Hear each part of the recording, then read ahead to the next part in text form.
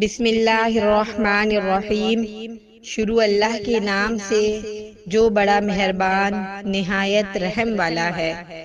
حضرت ابو ہریرہ رضی اللہ تعالی عنہ سے روایت ہے، انہوں نے کہا کہ میں نے رسول اللہ صلی اللہ علیہ وسلم کو فرماتے ہوئے سنا،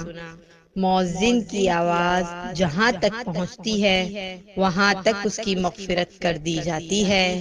ہر تر اور خشک چیز اس کے حق میں دعائے مغفرت کرتی ہے، اور آذان سن کر نماز کے لیے حاضر ہونے والے کے لیے 25 نیکیاں لکھی جاتی ہیں،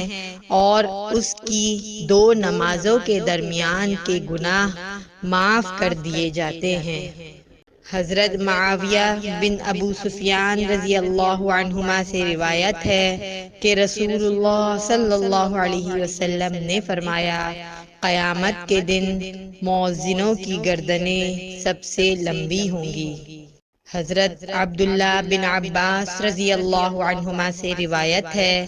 کہ رسول اللہ صلی اللہ علیہ وسلم نے فرمایا، آذان وہ لوگ دیں جو زیادہ بہتر یعنی نیک ہوں، اور تمہیں نماز وہ افراد پڑھائیں جو قرآن پڑھنے والے حافظ اور عالم ہوں۔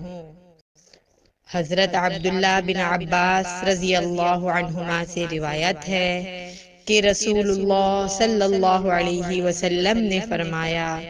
جس نے ثواب کی نیت سے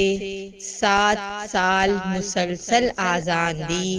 اللہ تعالی اس کے لیے جہنم سے نجات لکھ دیتا ہے۔ حضرت عبداللہ بن عمر رضی اللہ عنہما سے روایت ہے کہ رسول اللہ صلی اللہ علیہ وسلم نے فرمایا، جو شخص 12 برس تک آذان دیتا ہے اس کے لیے جنت واجب ہو جاتی ہے، اور اس کے لیے روزانہ آذان کے عوض 60 نیکیاں لکھی جاتی ہیں، اور ہر اقامت کے عوض 30 نیکیاں لکھی جاتی ہیں۔